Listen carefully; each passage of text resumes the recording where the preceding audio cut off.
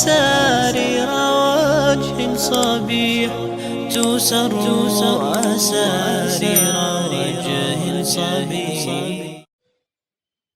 جی اعوذ باللہ من الشیطان الرجیم، بسم اللہ الرحمن الرحیم۔ کل ہم نے بس آیت کا ترجمہ کر کے نکل چکے تھے، وقت ہو چکا تھا ہمارا، تو یہاں پر کچھ باتیں قابل غور ہیں۔ اصل میں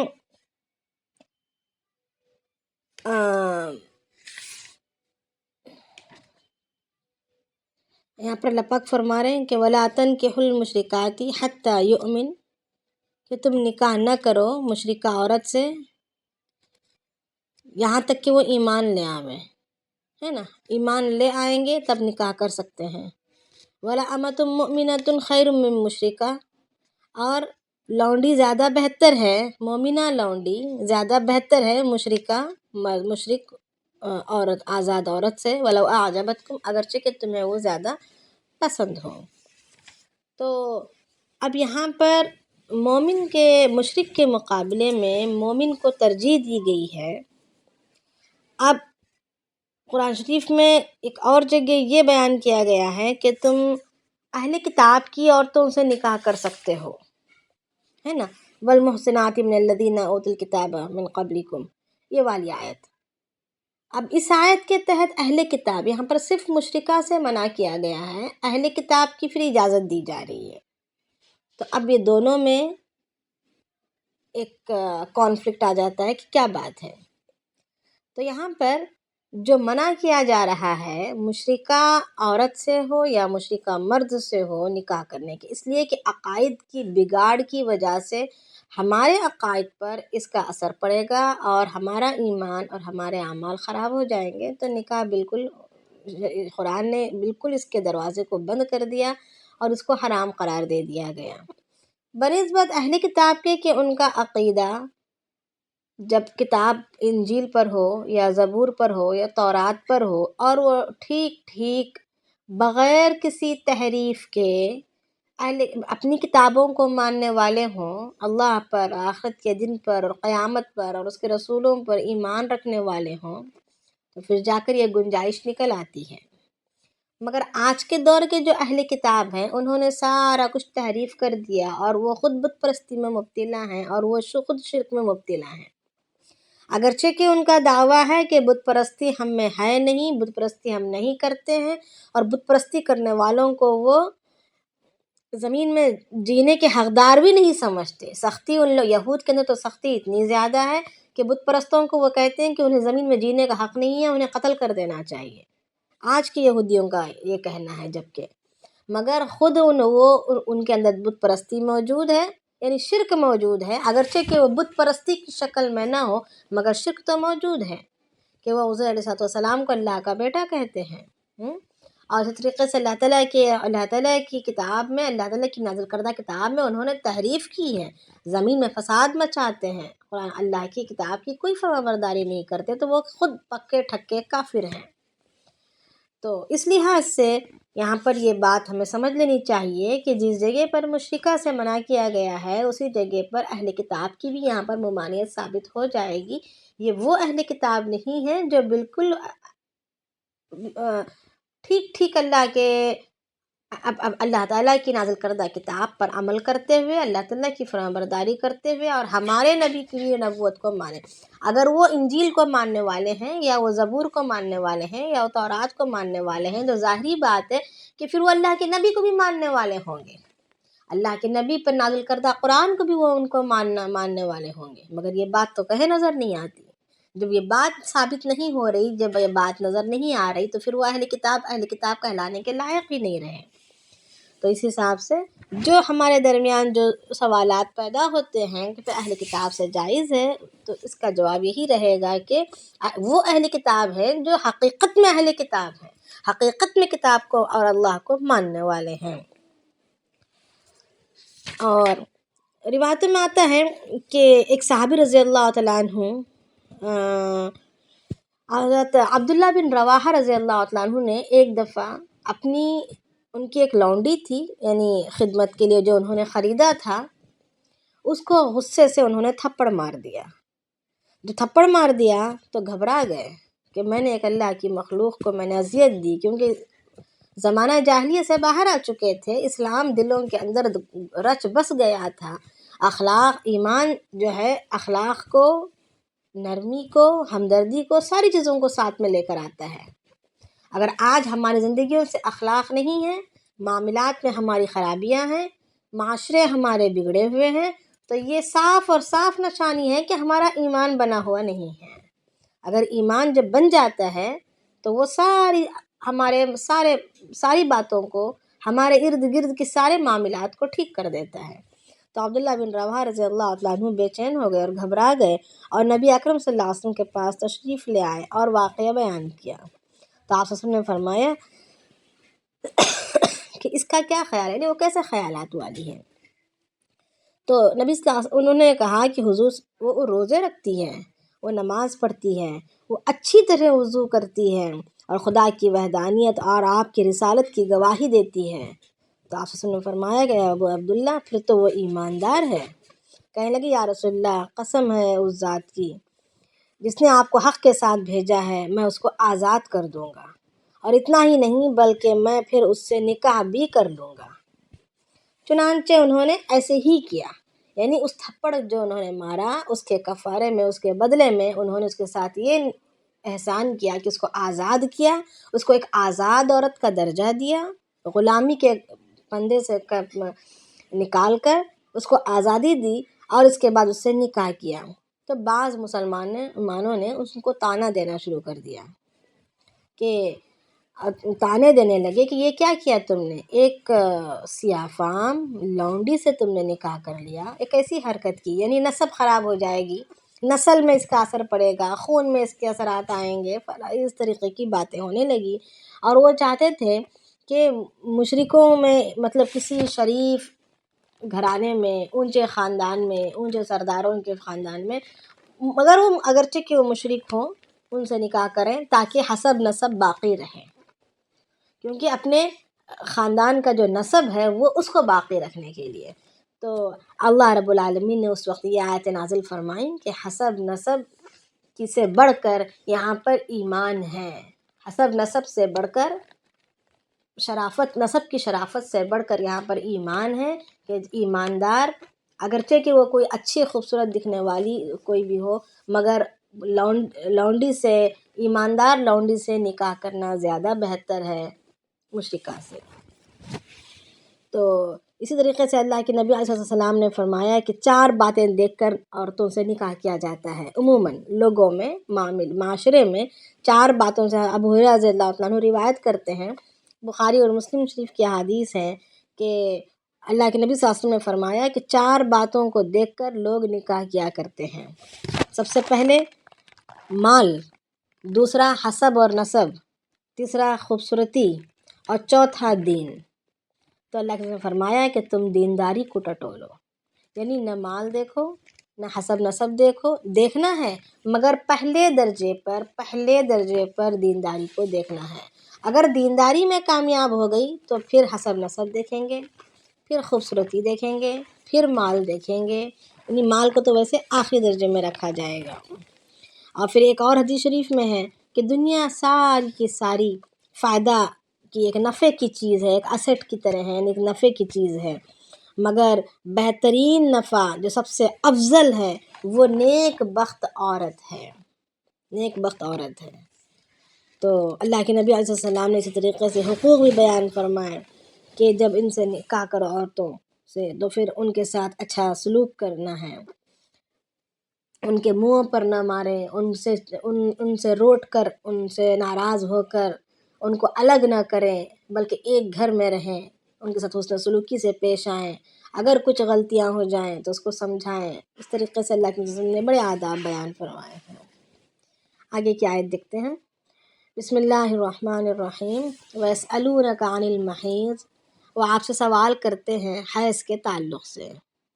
قُلْ هُوَ أَذًى، آپ کہہ دیجئے کہ وہ ایک گندی چیز ہے۔ فَاعْتَزِلُوا النِّسَاءَ فِي الْمَحِيضِ، سو عورتوں سے حیض کی حالت میں دور رہو، الگ رہو عورتوں سے حیض کے دنوں میں، حیض کی حالت میں۔ ولا تقربوهن حتى يطهرن، اور ان کے قریب نہ جاؤ یہاں تک کہ وہ پاک نہ ہو جائیں۔ فَإِذَا تَطَهَّرْنَ، پھر جب وہ پاک ہو جائیں، فَأْتُوهُنَّ مِنْ حَيْثُ أَمَرَكُمُ اللَّهُ، تو آؤ ان کے پاس جیسے تم چاہو، جیسے تمہیں اللہ تعالیٰ نے اجازت دی، یعنی اسی حساب سے ان کے قریب آنا ہے جیسے اللہ تعالیٰ نے تمہیں اجازت دی ہے یا حکم دیا ہے۔ ان اللہ یحب التوابین، بے شک اللہ تعالیٰ پسند کرتے ہیں رجوع کرنے والوں کو، یعنی اللہ کی طرف متوجہ ہونے والوں کو، ویحب المتطہرین، اور پاک رہنے والوں کو پسند فرماتا ہے۔ اب اصل میں یہاں پر بات یہ تھی کہ حضرت رضی اللہ تعالیٰ عنہ فرماتے ہیں کہ یہودی لوگ حائضہ عورتوں کو نہ اپنے پاس قریب آنے دیتے تھے، نہ ان کے ساتھ کھانا پینا رکھاتے تھے، نہ ان کے ساتھ اٹھنا بیٹھنا کھانا پینا کچھ نہیں کرتے تھے، بالکل الگ تھلگ رکھتے تھے۔ تو اور زمانہ جاہلیت میں اس کے برعکس معاملہ تھا کہ ان کے ساتھ حیض کی حالت میں ان کے ساتھ ہم بستری بھی کر لیا کرتے تھے۔ تو اب یعنی ایک افراط یا تو تفریط، دونوں اعتدال نہیں تھا۔ تو اب صحابہ نے اس بارے میں نبی صلی اللہ علیہ وسلم سے سوال کیا کہ ہمیں کیا کرنا چاہیے، تو آپ صلی اللہ علیہ وسلم نے اس وقت جو ہے اس جواب میں یہ آیت اتری کہ تم جو ہے یعنی وہ ایک گندی چیز ہے، فاعتزلوا النساء، یعنی ان سے بس الگ رہنا ہے، ہم بستری کے لیے یہاں پر بولا جا رہا ہے۔ ولا تقربوهن حتى يطهرن، سے یہ کہ ان کے قریب اس وقت تک ان سے ہم بستری نہیں کی جائے گی جب تک کہ وہ پاک نہ ہو جائیں گے۔ اللہ کے نبی علیہ السلام کا بھی معمول یہی تھا کہ اللہ کے نبی علیہ السلام اٹھنا بیٹھنا کھانا پینا ہر چیز ساتھ میں کر لیتے تھے، یہاں تک کہ عائشہ رضی اللہ تعالیٰ عنہ فرماتی ہیں کہ اللہ کے نبی صلی اللہ علیہ وسلم میرے گود میں سر رکھ کے سویا کرتے تھے اور میں ان کے کنگا کرتی تھی جبکہ میں حیض کی حالت میں ہوتی تھی۔ بعض دفعہ ابو داؤد شریف کی حدیث میں ہے کہ اللہ کے نبی صلی اللہ علیہ وسلم ہم حیض کی حالت میں ہوتی اور اللہ کے نبی صلی اللہ علیہ وسلم کے ساتھ ایک لحاف میں لیٹی ہوتی، کبھی گندگی اللہ کے نبی صلی اللہ علیہ وسلم کے کپڑوں پر لگ جاتی تو اللہ کے نبی صلی اللہ علیہ وسلم اس کو دھو لیتے اور نماز کے لیے تشریف لے جاتے۔ یعنی یہ کہ اٹھنا بیٹھنا سب کچھ ساتھ رہتا تھا، مگر قربت نہیں کی جاتی تھی، اس سے پرہیز کیا جاتا تھا اور اسے سختی سے منع کیا گیا کہ لعنت ہے اللہ رب العالمین کی جو حیض کی حالت میں ہم بستری کرے۔ اللہ تعالیٰ اس بندے کو پاک نہیں کریں گے کل قیامت میں، اور نظر رحمت بھی نہیں کریں گے جو حیض کی حالت میں ہم بستری کرتے ہوں۔ تو یہاں پر اسی کی تاکید اور تنبیہ کی گئی ہے کہ جب تک وہ پاک نہ ہو ان کے قریب نہ آنے چاہیے، اور جب وہ پاک ہو جائیں تو پھر ان کے پاس آؤ جیسے اللہ تعالیٰ کا حکم آنے کا ہے۔ ان اللہ یحب التوابین، یعنی بے شک اللہ تعالیٰ پاک رکھتے ہیں توبہ کرنے والوں کو، یعنی اللہ کی طرف متوجہ ہونے والوں کو، جس سے جو غلطیاں صادر ہو گئی ہیں اس کی ندامت اور شرمندگی میں اللہ تعالیٰ کی طرف متوجہ ہونے والوں کو اور توبہ کرنے والوں کو اللہ تعالیٰ پسند کرتے ہیں۔ وَيُحِبُّ الْمُتَطَّهِرِينَ، اور اللہ رب العالمین پاک رہنے والوں کو پسند فرماتا ہے۔ نِسَاؤُكُمْ حَرْثٌ لَكُمْ، آگے اللہ پاک فرما رہے ہیں کہ تمہاری عورتیں تمہارے لیے کھیتیاں ہیں۔ فَأْتُوا حَرْثَكُمْ، سو تم آؤ تمہاری کھیتیوں میں جس طرح چاہو۔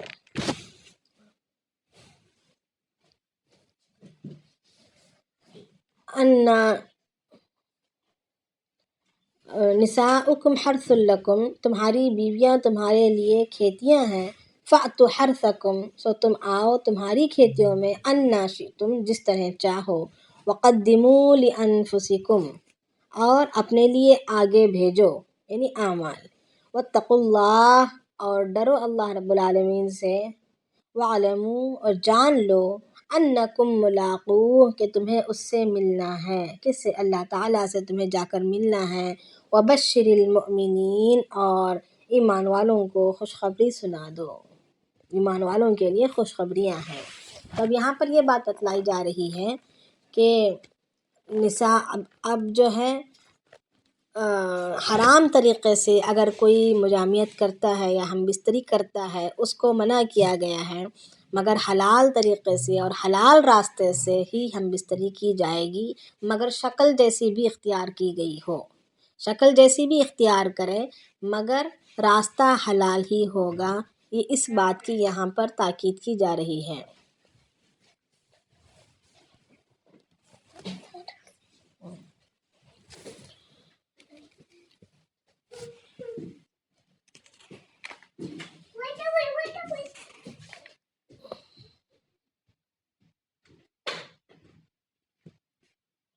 تو کسی کو کچھ سوال ہے یا ہم آگے جائیں گے؟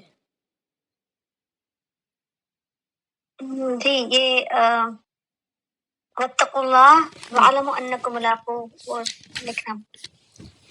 اور ڈرو اللہ رب العالمین سے، ڈرتے رہا کرو، یعنی کسی قسم کی نامناسب حرکت یا غیروں کا دیکھا دیکھی یا نفس کے تقاضے کے لحاظ سے کوئی نامناسب حرکت یا درندگی والا حرکت نہ کریں۔ آپس کے ملنے ملانے میں میاں بیویوں کے درمیان کوئی غیر شرعی عمل کو نہیں کیا جائے گا۔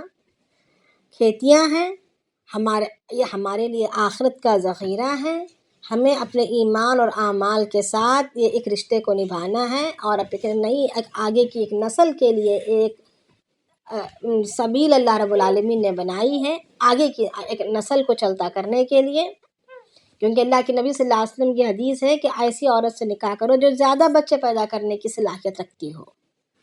تو یعنی خاندان میں اگر دیکھا جائے جس کے زیادہ اولادیں ہوتی ہیں وہ ایسے عورتوں سے شادی کرنے کی تعلیم دی گئی۔ اللہ کے وسلم نے یہ بھی فرمایا کہ میری امت کو بڑھاؤ۔ اب امت کو بڑھانا، نسل کا زیادہ پیدا کرنا کس لیے ہے؟ یہ دین کی اشاعت کے لیے ہے، دین کی بلندی کے لیے ہے۔ مقصد ہمارا یہ ایک ضرورت ہے اور مقصد ہمارا دین اور اعلیٰ کلمت اللہ کو بلند و بالا کرنا ہے۔ تو اب نکاح ہو یہ یا ہماری جو بھی دنیا میں ہماری ضرورتیں ہیں، یہ جو بھی چیزیں اللہ رب العالمین نے ہم پر لاگو کی، یہ سارے اللہ تعالیٰ کے حکم کردہ احکامات ہیں۔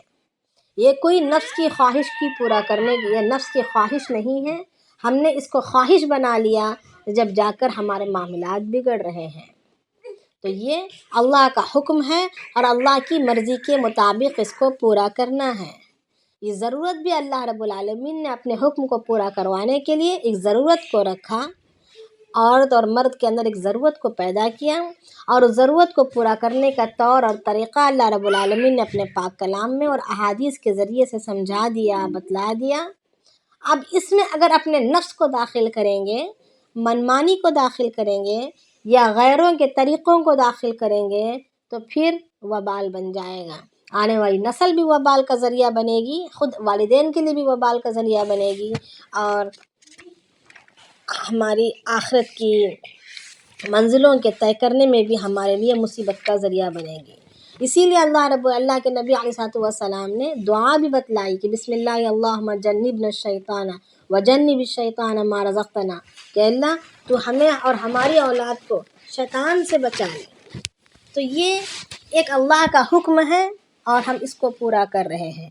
تو آخری ہماری ہر حال میں اللہ کو سامنے رکھتے ہوئے، اللہ کی طرف متوجہ ہوتے ہوئے، اللہ سے مانگتے ہوئے ہمیں ہر عمل کو کرنا ہے۔ تو اب یہاں پر اللہ رب العالمین فرما رہے ہیں اسی وجہ سے کہ واتقوا اللہ، ڈرو اللہ سے، واعلموا اور جان لو کہ اپنی منمانیاں کر کے کہیں نہیں جاؤ گے، تم میرے احاطے کے اندر ہی ہو اور ایک دن تمہیں میری طرف لوٹ کر آنا ہے۔ واعلموا اور جان لو کہ انکم کہ تم ملاقوہ اس سے ملنے والے ہو، اسی سے آ کر ملنے والے ہو، کس سے؟ اللہ سے ملنے والے ہو۔ وبشر المؤمنین اور خوشخبری ہے ایمان والوں کے لیے، خوشخبری سنا دو مومنین کے لیے، یعنی جو مومنین ہیں اب مومنین کی صفات، جیسے ہی مومن بولا جائے گا نا تو فوراً اس میں صفات بیان کی گئی ہیں۔ مومنین کون ہیں؟ مومن کے بارے میں آتا ہے والذین ہم کیا ہے کہ وہ ایمان والے وہ ہیں جو اپنے شرمگاہوں کی حفاظت کرتے ہیں، اپنی نگاہوں کی حفاظت کرتے ہیں، اپنی شرمگاہوں کی حفاظت کرتے ہیں۔ اب شرمگاہوں کی حفاظت کہہ کر اللہ رب العالمین نے ہر حرکت اور ہر سکنت کی طرف اشارہ کر دیا کہ اس کی حفاظت کیا ہے۔ اس کے اندر ایک خلجان کا پیدا کرنے والی کوئی حرکت، کوئی اشارے، کوئی کنارے، کوئی کنکھیوں سے دیکھنا، کوئی ایسی حرکت یا کسی ایسے الفاظ کا یا ایسے جملوں کا سننا جس سے خلجان، مزاج میں خلجان پیدا ہو، شہوت جاگ اٹھے، نفسانی خواہشات ابھر آ جائیں اور کسی غیر محرم کی طرف خیال جانے لگے، ایسی کوئی بھی حرکت ہو یا کوئی بھی شعر و شاعری ہو جس کے سننے سے مزاجوں میں، طبیعت میں بگاڑ آ رہا ہے، نفس ابھر رہا ہو، سب کے دروازے کو بند کر دیا اللہ رب العالمین نے۔ انشاءاللہ جب ہم وہاں جائیں گے تو انشاءاللہ اس کی تشریح پڑھ لیں گے۔ تو یعنی اب مومنین کو اللہ رب العالمین یہاں پر بشارت دے رہے ہیں کہ مومن کے لیے بشارت ہے کہ وہ عمدہ درجات میں ہوں گے، وہ وارث بن کے جنت میں داخل ہوں گے۔ وہ صرف اپنی جنت کے حقدار نہیں بلکہ وہ وارث بھی ہوں گے، وہ مزید اور جنتیں حاصل کر رہے ہوں گے دوسروں کی بھی۔ تو یہ ساری باتیں یہاں پر ہوں گی۔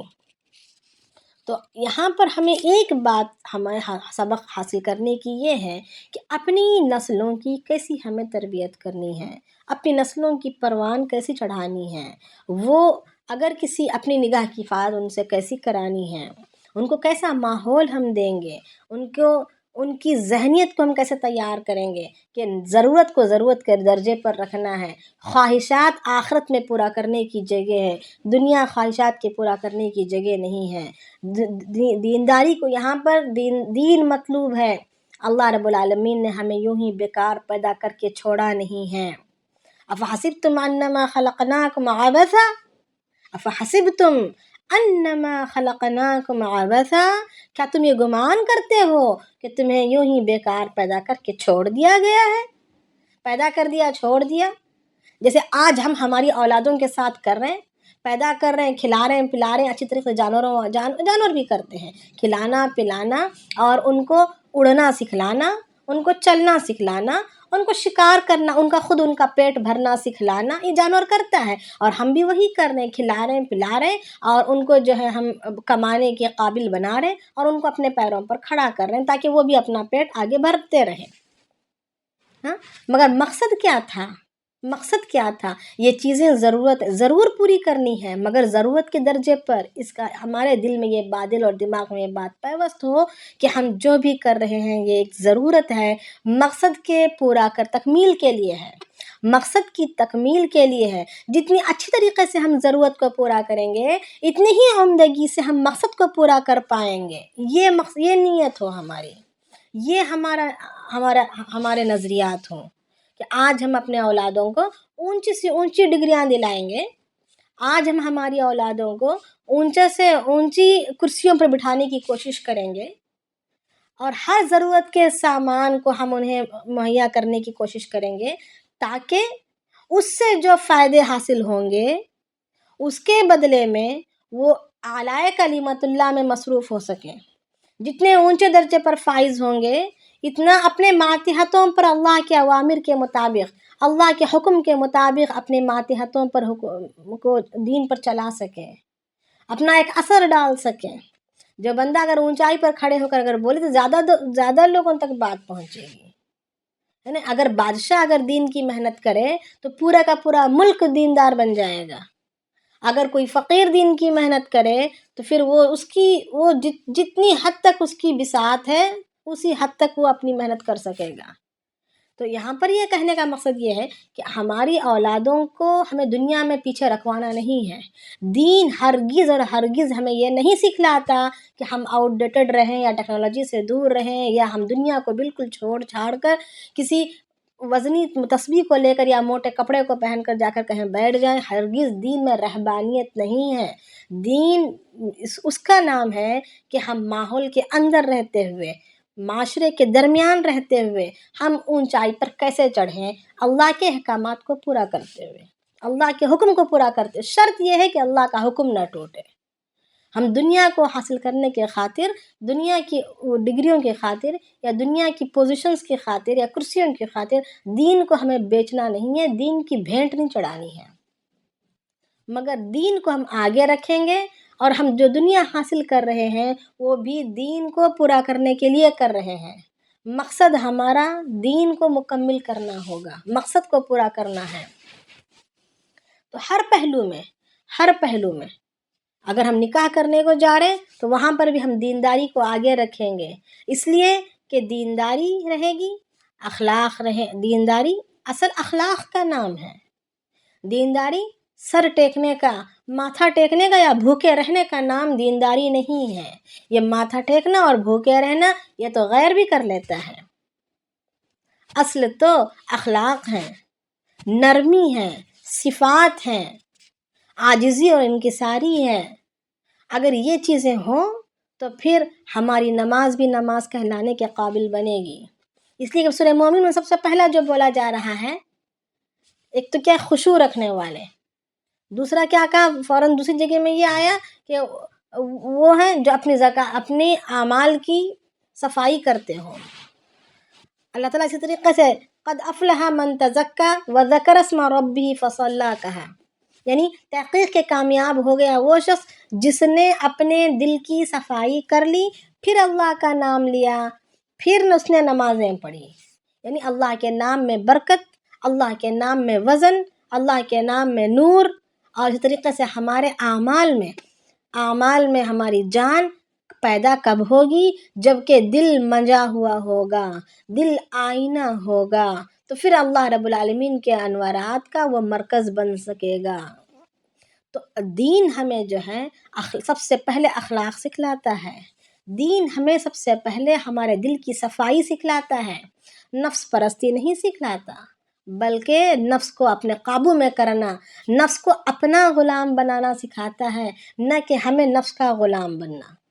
آج ہماری زندگیاں ہو کیا گئی ہیں کہ ہم نفس کے غلام بن گئے ہیں، کہ وہ جیسے ہمیں ہانک رہے ہم ادھر کو چل رہے۔ ہماری حیثیت ایک جانور کی ہو گئی ہے کہ ہماری گردنوں کی رسی نفس کے ہاتھ میں ہے، جیسے وہ کہتا ہے ہم اس کے اشاروں پر ہم چل رہے ہیں پھر رہے ہیں، اور ہماری نسلیں بھی یہی کرتی جا رہی ہیں، جبکہ ہمیں نفس کو قابو میں لانا ہے۔ تو اب یہاں پر اللہ رب العالمین ڈانٹ کر، تنبیہ کرتے ہوئے، آگاہ کرتے ہوئے ہی فرما رہے ہیں کہ واتقوا اللہ، ڈرو اللہ تعالیٰ سے، اور جان لو کہ تمہیں ان سے ملنا ہے، اور بشارت ہے مومنین کے لیے۔ تو کوئی بھی اس میں گندگی کی یا نفس کی تابعداری کی کوئی گنجائش یہاں پر نہیں ہے۔ آگے دیکھیں گے کسی کو کوئی سوال ہے؟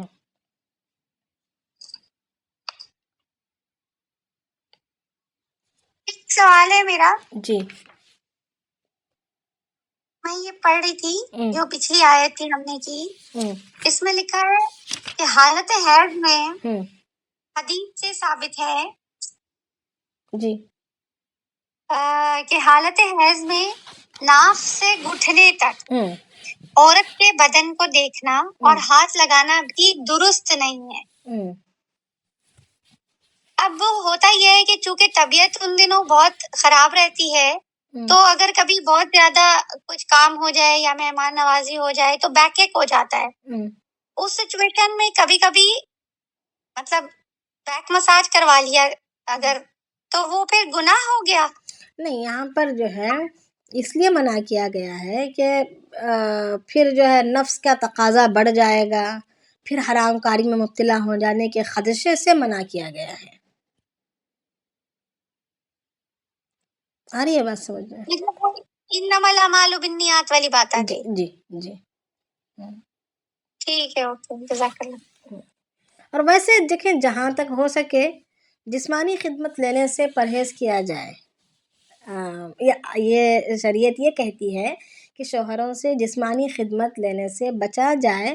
ہاں اگر ایسی مجبوری ہو کہ کوئی دوسرا کرنے والا نہیں ہو، اور کوئی اور صورت ہمارے پاس نہ ہو خدمت کی یا ہمیں راحت کی حاصل کرنے کی، اس وقت اخلاقاً اگر وہ خود آگے بڑھ کر کریں اور ہم ان کا احسان مانیں تو یہ اور بات ہے، مگر احسان تو ضرور ماننا پڑے گا اور اخلاقاً کروانا، وہ اخلاقاً اگر کر رہے ہوں تو، مگر ہم حکم کے طور پر ذرا لگا دو، ذرا دبا دو، ذرا کر دو، ایسا ہم نہیں کر سکتے، یہ بالکل ہماری شریعت اجازت نہیں دیتی، یہ اخلاق کے باہر ہے اور آداب کے باہر ہے۔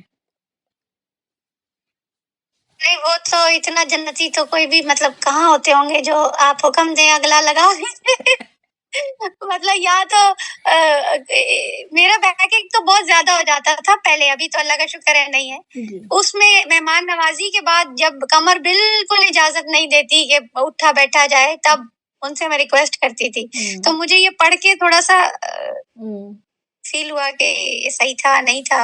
جی چلے، پھر بیٹے ہیں ماشاء اللہ، اور تو کوئی گھر میں ہے نہیں جو کر کے دے گا اس طرح۔ صحیح، یہ بات تو ہے، ہاں یہ بات تو ہے، اور جس کے پاس صرف بیٹے ہوں ان کی مجبوریاں تو ہم اچھی طریقے سے جانتے ہیں، مگر اخلاق جہاں تک ہو سکے اخلاق کا مظاہرہ کیا جائے گا، حکم یا آرڈر کی شکل میں نہیں ہو، یہ بات کا خیال رکھے، عاجزی سے اخلاقاً اگر سوال کر رہے ہیں تو وہ اور بات ہے، اور وہ بھی اگر اخلاقاً کر رہے ہیں تو یہ بڑا احسان ہے۔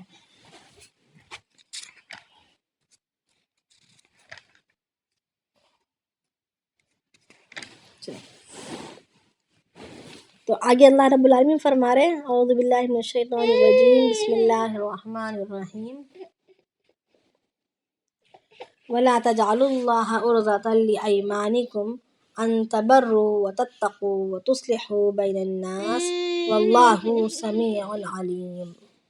اب آگے اللہ پاک فرما رہے ہیں کہ اللہ تعالیٰ کو اپنی قسموں کا نشانہ نہ بناؤ، وَلَا تَجْعَلُوا اللَّهَ عُرْضَةً لِأَيْمَانِكُمْ، یعنی چھوٹی چھوٹی بات پر اللہ کی قسم، اللہ کی قسم، اللہ کی قسم، یعنی اس طریقے کی حرکتیں نہ کرو، چھوٹی چھوٹی باتوں پر، یعنی اپنی قسموں کا نشانہ نہ بناؤ کہ ان تبروا وتتقوا وتصلحوا بین الناس، یعنی بھلائی کو اور تقوی اور پرہیزگاری کو اور لوگوں کے درمیان احسان کو، لوگوں کے درمیان کے اصلاح کو چھوڑ بیٹھو، یعنی قسموں کو بنیاد بنا کر قسمیں کھا کھا کے کام چلا رہے ہیں، بھلائی کو چھوڑ دی، تقوی چھوڑ دیا، لوگوں کے درمیان اصلاح کو چھوڑ دیا، سب کو چھوڑ کر قسمیں کھا کے کام چلا لیے۔ واللہ سمیع علیم، اور اللہ تعالیٰ سننے والا اور جاننے والا ہے، یعنی معاملات کے کرنے میں بھلائی اور تقوی اور لوگوں کے ساتھ جو معاملات ہیں، صلہ رحمی کے جو معاملات ہیں، اس کے سب کچھ کرنے میں اگر کچھ کمی بیشی ہو جائے تو کیا کرتے ہیں، قسمیں کھا لیتے ہیں۔ نہیں، قسمیں کھانے کی اجازت نہیں ہے، منع کیا جا رہا ہے کہ یہ اچھی بات نہیں ہے۔ لا یؤاخذکم اللہ باللغو فی ایمانکم ولکن یؤاخذکم بما کسبت قلوبکم واللہ غفور حلیم۔ آگے اللہ پاک فرما رہے ہیں کہ اللہ تعالیٰ تم سے مواخذہ نہیں لے گا، باللغوی یعنی اللہ تعالیٰ تمہاری ان قسموں پر پکڑ نہیں کرے گا جو پختہ نہ ہو، یعنی جو اگر بالکل پختگی کے ساتھ، یعنی ایک زبان پر ایک چڑھ گئی ہے، ہاں نہیں اللہ کی قسم، اللہ کی قسم، یعنی جس کا آپ نے دل میں کوئی پکا عہد نہیں کیا، ارادہ نہیں کیا، یا مضبوطی سے اس پر یعنی نہیں خیال کر کے بولا ہے، اس پر اللہ تعالیٰ تمہاری پکڑ، یعنی ایسی زبان سے نکل گیا، جیسے عربوں کی عادت بن گئی ہے کہ بات بات پر واللہ واللہ واللہ کہتے رہتے ہیں، تو یہ ایک ان کا تکیہ کلام بن گیا ہے، اس کے کوئی یہ نہ ان کا کوئی اس میں خاص ارادہ نہیں ہوتا، بس ایک زبان پر چڑھی ہوئی بات ہے، تو ایسی چیزوں میں اللہ تعالیٰ تمہاری پکڑ نہیں کرے گا، بما کسبت ولکن یؤاخذکم بما کسبت قلوبکم، مگر جو چیزیں تمہارے دل میں جو ہیں اس پر اللہ تعالیٰ تمہاری پکڑ ضرور کریں گے۔ اللہ تعالیٰ پکڑ کس پر کرتے ہیں؟ دلوں کے اندر کی باتوں پر کرتے ہیں۔ واللہ غفور حلیم، اور اللہ تعالیٰ بڑے بخشنے والے اور بڑے بردبار ہیں، حلیم ہیں، یعنی اللہ رب العالمین، یعنی یہ اللہ رب العالمین کا انداز دیکھیں کہ اللہ تعالیٰ نے غفور کے ساتھ یہاں پر حلیم لے آئے، کیا وجہ ہوگی غفور کے ساتھ حلیم کے لانے کی؟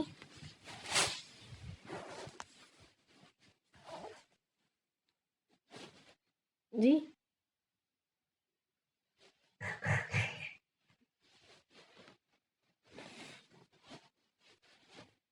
کوئی جواب نہیں ہے. بتائیے. حلیم. حلیم کے معنی بردبار کے ہیں. بردبار میں لفظی معنی کیا ہے؟ بردبار مطلب جیسے ابھی ایک اپنے ریاکشن کو امیڈیٹ سے ظاہر نہیں کرنا. جیسے غصہ آیا ہے ہمیں مگر ہم نے غصے پر اچھل نہیں پڑے، جانوروں کی طرح لپک نہیں گئے. یعنی سوبر جسے کہتے ہیں. ہاں، یعنی ہم اللہ رب العالمین حلیم ہیں، یعنی اللہ رب العالمین دنیا میں کسی پر عذاب جلدی نازل نہیں کرتے، کسی کی پکڑ نہیں کرتے باوجود گناہوں کے دیکھنے کے. یہ کیا ہے؟ یہ اللہ تعالیٰ کے حلیم ہونے کی علامت ہے، علیم ہونے کی وجہ سے ہے. اگر اللہ رب العالمین اگر حلیم نہ ہوتے تو سب کی پکڑ کرتے چلتے، ہماری بھی پکڑ ہو جاتی، دنیا میں کوئی باقی نہ رہتا پھر پکڑ کے بغیر. اللہ تعالیٰ کے حلیم حلم کی وجہ سے، یعنی اللہ تعالیٰ کی بردباری یہ کہ وہ عذاب کے دینے میں جلدی نہیں کرتے. تو یہ اللہ تعالیٰ نے ہمیں دنیا میں اپنا خلیفہ بنا کر بھیجا ہے، تو اللہ تعالیٰ کی ہر صفت کو ہمیں اپنانی ہے. اور اگر یہ صفت اگر ہمارے اندر آ جائے نا، حلم والی صفت، بدلہ لینے میں جلدی نہ کرنا، زبان چلانے میں جلدی نہ کرنا، چہرے پر ایکسپریشنز دکھانے میں جلدی نہ کرنا، تو ہمارے سارے معاملے درست ہو جائیں گے، کوئی ہمارے زندگیوں میں جھگڑا ہی نہیں رہے گا.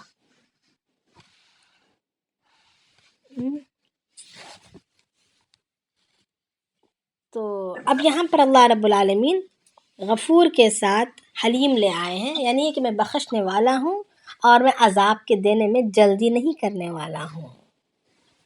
یہ وجہ ہے. آئی بات سمجھ میں؟ کوئی کچھ کہنا چاہ رہے ہیں؟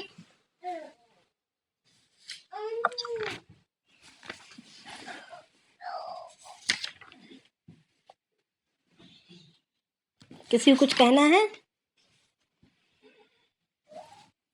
جی مجھے وہ یہ ولا تجعلوا والی جو آیت ہے نا، تجعلوا تبرو، اللہ تعالیٰ کو اپنی قسموں کا نشانہ نہ بناؤ، بھلائی اور تقوی اور لوگوں میں اصلاح کے لیے. یہ معنی ہوں گے اصلاح. ہاں، نشانہ نہ بناؤ کہ بھلائی اور پرہیزگاری اور لوگوں کے درمیان کے اصلاح کو چھوڑ بیٹھو، یعنی چھوڑ دینے کے لیے، یعنی قسمیں کھاتے گئے اور بھلائیوں کو، تقوی پرہیزگاری کو اور لوگوں کے درمیان کی اصلاح کو چھوڑ دیا، قسمیں کھا کر کام چلانے لگ گئے. اچھا یہ معنی ہے. جی، یعنی قسموں کے آڑ میں اپنے آپ کو بچاتا نکل گیا، بچاتا رہ گیا. ہاں یہ بات ہے. جی، رسول اللہ صلی اللہ علیہ وسلم فرماتے ہیں کہ خدا کی قسم انشاءاللہ میں اگر کوئی قسم کھا بیٹھوں گا اور اس کے توڑنے میں مجھے ذرا بھی بھلائی نظر آئے گی تو میں قطعاً اسے توڑ دوں گا اور اس قسم کا کفارہ ادا کروں گا. یعنی اگر کہ اللہ کے رسول خود اللہ کے رسول یہ فرما رہے ہیں کہ اگر میں کوئی قسم کھا بیٹھوں اور اس کے برعکس جس بات پر میں نے قسم کھائی ہے اس کے برعکس، یعنی اس کے اگینسٹ میں اگر کوئی اور بات زیادہ بھلائی کی مجھے نظر آ جائے تو میں ضرور اس قسم کو توڑ دوں گا اور اس قسم کے توڑنے کا میں کفارہ بھی ادا کر دوں گا. آ رہی ہے بات سمجھ میں؟ یعنی یہ کہ ایسی قسمیں کھانی نہیں چاہیے جو بھلائی کے خلاف ہوں، جو خیر کے خلاف ہوں. جیسے اللہ کے نبی صلی اللہ علیہ وسلم نے شہد نہ کھانے کی قسم کھا لی تھی، یا حلال چیزوں کو ہم نے حرام کرنے کی قسم کھا لی کہ اچھا تم نے یوں کہا، ٹھیک ہے آج سے مجھ پر حرام ہے. یعنی اس طریقے کی کوئی حرکتیں کرنا یا قسمیں کھانا منع ہے. اگر دل سے ارادہ کرتے ہوئے اگر ہم نے کہا ہے تو پھر اس کا کفارہ دیں گے، ورنہ کفارہ دینے اگر ایسی تکیہ کلام کی طرح زبان پر چڑھ چکا ہے تو پھر یہ ہو کہ ایسی حرکتوں سے بچنا ہے، مگر اس پر اگر تکیہ کلام کی طرح اگر چڑھ گیا ہو تو پھر اس پر کوئی کفارہ بھی نہیں ہوگا. فرماتے ہیں حضور صلی اللہ علیہ وسلم نے ایک مرتبہ حضرت عبداللہ بن سمرہ رضی اللہ عنہ سے فرمایا، اے عبد الرحمن سرداری، عمارت اور امامت کی طلب نہ کرو. اگر بغیر مانگے مل جائے تو خدا کی جانب سے تمہاری مدد آئے گی، اور اگر تم نے ان چیزوں کو مانگ کر لی ہے تو تمہیں اس کی طرف سونپ دیا جائے گا. اگر کوئی قسم کھا لے اور اس کے خلاف میں کوئی بھلائی دیکھے تو اپنی قسم کا کفارہ دے دے اور اس نیک کام کو کر لے. آئی بات سمجھ میں؟ یعنی یہاں پر یہی تعلیم دی جا رہی ہے کہ قسم کھانے کے، اگر کوئی انسان قسم کھا لے اور اس کے برخلاف کوئی اصلاح کی بات نظر آ جائے، لوگوں کے درمیان صلہ رحمی کی بات نظر آ جائے، یا کوئی بھلائی کا کام نظر آ جائے، تو پھر جو ہے قسم کو آڑ بنا کر اس کو چھوڑ نہ بیٹھو قسم کی آڑ میں، بلکہ تم اپنی قسم کو توڑ دو اور اس بھلائی کو انجام دو. صلہ رحمی کی بات ہے تو صلہ رحمی کے کام کو انجام دو. اگر ہم نے خدا نہ کرے غصہ سر چڑھا اور ہم نے قسم کھا لی کہ میں فلاں سے ہرگز معاملات نہیں کروں گی، فلاں سے میں صلہ رحمی نہیں کروں گی، یا فلاں سے میں ملوں گی نہیں، تو مگر یہ کیا ہے؟ قطع رحمی کی قسم ہے، اس کی شریعت میں کوئی گنجائش نہیں ہے.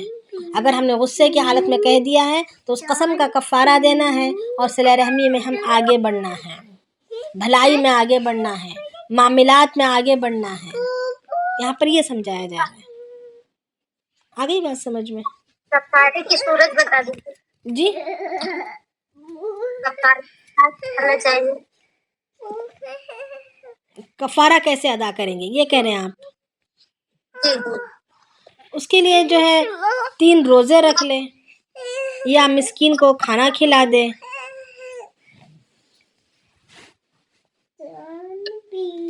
3 روزے مسلسل رکھنے ہیں نا؟ ہاں مسلسل رکھیں تو اچھا ہے. اچھا بس توڑ توڑ کے بھی رکھ سکتے ہیں؟ اگر کوئی عذر آ جائے درمیان میں تو رکھ سکتے ہیں،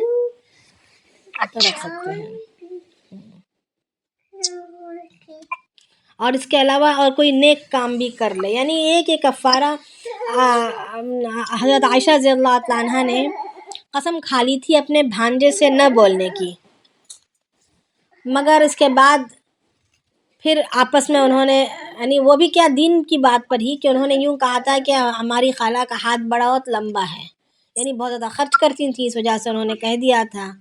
تو عائشہ رضی اللہ عنہ ناراض ہو گئیں اور ان سے نہیں بولنے کی قسم کھا لی. تو حضرت عائشہ رضی اللہ تعالیٰ عنہ اس کا کفارہ، یہ قطع رحمی تھی، صلہ رحمی تو نہیں تھی، بھانجے سے نہ بولنا، تو انہوں نے قسم کو توڑ کر اپنے اس کا کفارہ ادا کیا. اور جب بھی زندگی میں انہیں یاد آتا تو ہر وقت وہ غلام آزاد کرتی، صدقہ خیرات کرتی، اس کے کفارے کو دوبارہ ادا کرتی. یعنی جتنی بار انہیں یاد آتا رہا زندگی میں اتنی بار وہ کفارے کو ادا کرتی رہی. یعنی اس کا پچھتاوا اتنا رہا کہ میں نے قسم توڑی ہے اور میں نے ایک بری قسم کھائی تھی. تو یعنی بہت بڑی بھاری چیز ہے، اس کو عادت نہیں بنانی چاہیے. ٹھیک ہے، آگے جو ہے مسائل دوسرے امور کے شروع ہو رہے ہیں، تو اگر کسی کو سوال کرنا ہے تو یہیں کر لیں، ورنہ پھر بات پھر آگے انشاءاللہ ہم کل کریں گے، کیونکہ وہ بات پھر لمبی ہو جائے گی. طلاق کے اور اسی طریقے سے عدت کے احکامات ہیں یہاں پر آگے. یہاں پہ لکھا ہے کہ قسم کے توڑنے کا کفارہ یہ ہے کہ 10 محتاجوں کو 2 وقت کا کھانا کھلا دے، جی، یا کچا اناج دے دے، گیہوں اگر دے، اور ہر فقیر کو صدقہ فطر کے برابر یعنی تقریباً 2 سیر اور جو دے تو گیہوں کے دگنے یعنی جو بھی کوانٹٹی ہے دے دے. جی جی. اور اگر کوئی نہیں دے سکتا تو وہ روزہ رکھ سکتا ہے، تو وہ صرف روزہ رکھے، رائٹ؟ جی جی. یا دونوں کام کر لے؟ نہیں، صرف روزہ رکھے. اچھا صرف.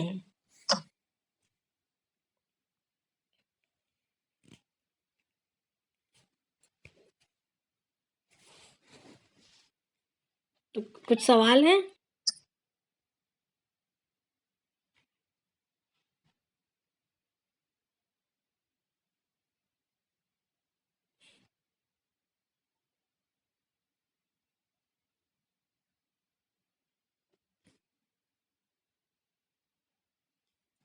یعنی جو ابھی ایسی بات کر دیتے ہیں نا کہ قسم سے میں جو ہے تمہیں چھوڑوں گی نہیں، یعنی اس طریقے سے کوئی بات ایسے زبان سے نکل جاتی ہے، قسم قسم قسم کہتے ہیں، اس پر کوئی کفارہ نہیں ہے، مگر دل سے پکا ارادہ کرتے ہوئے، چاہے غصے میں ہو یا بغیر غصے کے بھی کسی پختہ ارادے کے ساتھ ہو، یہ اس کا کفارہ دیا جاتا ہے۔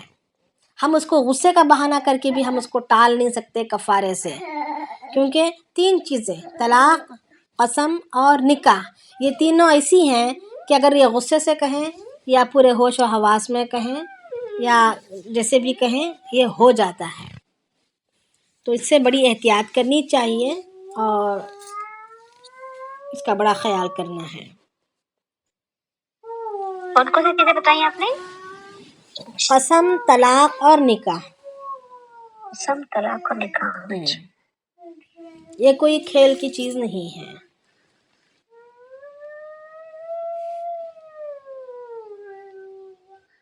اپنے کل بولے تھے ذرا ایسٹ کے بارے میں تحقیق کر کے بتائیں گے۔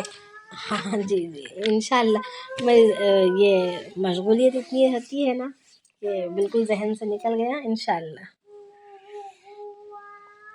کروں گی تحقیق۔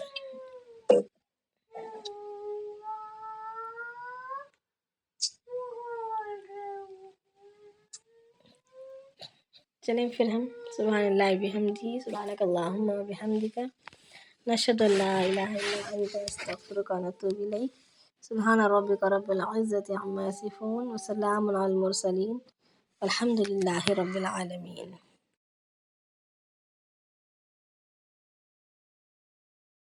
تقال العثار العظام به، ويعود الهوى ككبش ذبيح، بذكر الإله تطيب الحياة، تسر أسارير وجه صبيح، تسر أسارير وجه صبيح.